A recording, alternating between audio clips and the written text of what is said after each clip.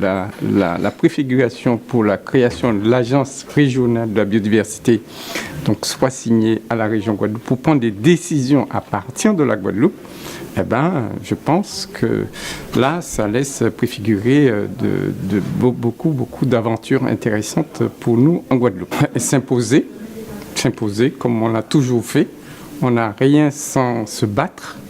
Et je pense, de toute façon, Paris n'aura pas d'autre choix que de nous laisser faire à partir, en fait, de nos savoir-faire, à partir de notre biodiversité. Et c'est la seule façon de sortir l'outre-mer, et singulièrement la Guadeloupe, dans le marasme dans lequel il est. Parce qu'en fait, les richesses de la France de demain, ça j'en suis conscient et je vous le dis tout le temps, les richesses de la France de demain sont chez nous. Donc ça doit se faire avec nous et pas sans nous. Et donc là, les possibilités de développement à partir de la biodiversité sont énormes dans tous les domaines, que ce soit dans les domaines de l'alimentation, les domaines des médicaments, les domaines de la cosmétique, les domaines industriels. Mais quand on va mettre en place toutes ces usines de vie que sont les 3800 usines de vie, les 3800 plantes de Guadeloupe, eh bien là, on va pouvoir créer des emplois et faire de cette Guadeloupe, voilà, une terre de demain. Alors, bon, on l'a vu à travers la séance qui s'est déroulée ce matin, précédant la signature de la Convention, la dynamique de la région pour imaginer cette agence régionale de la biodiversité. Ça va être un travail de concertation, de consultation, de discussion avec l'ensemble des acteurs du territoire. Le président Harry Chalus a eu l'occasion de l'expliquer.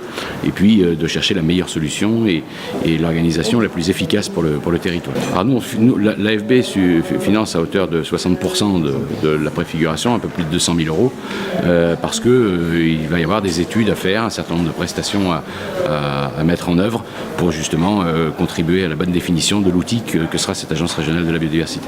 Le préfigurateur vient d'être recruté, il sera nommé prochainement. Ce sera à lui de nous proposer un calendrier de travail. Ça fait partie des missions, de la lettre de mission qui lui échoit, à la fois de présenter le calendrier de travail, les différentes étapes de l'organisation de cette préfiguration. On peut présupposer bien évidemment qu'il y aura l'installation très prochainement du comité de pilotage composé de la région, de l'Agence française pour la biodiversité et de l'État, qui fixera les grands caps politiques de cette préfiguration.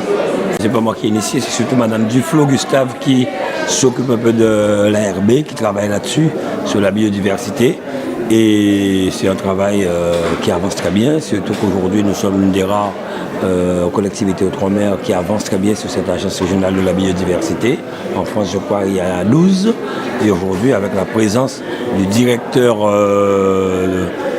délégué outre-mer de l'AFB, nous avons décidé de mettre en place une réunion de préfiguration de manière à travailler, de récolter, d'identifier les différentes espèces, tout ce qu'on peut donner notre biodiversité, de manière à par la suite, après 18 mois, à mettre sérieusement en place cette agence régionale de biodiversité. Donc nous avons invité tous les partenaires, toutes les personnes concernées, les membres du comité de pilotage qui étaient là aujourd'hui, qui ont fait des interventions.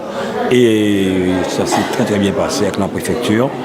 Et je remercie encore l'AFB d'avoir, suite à un travail immense de Madame Sylvie Duflo, financé à plus de 400 000 euros le salaire d'une personne que nous avons recrutée et les projets que nous allons mettre en place. Donc ça avance dans les meilleures conditions. Oui, vous savez, il faut, comme on le dit, avoir des techniciens, il faut avoir des personnes monter, mener à bien les projets. Rappelez-vous, quand j'ai été maire de Bémao, c'est 11 prix au niveau national et international que nous avons eu.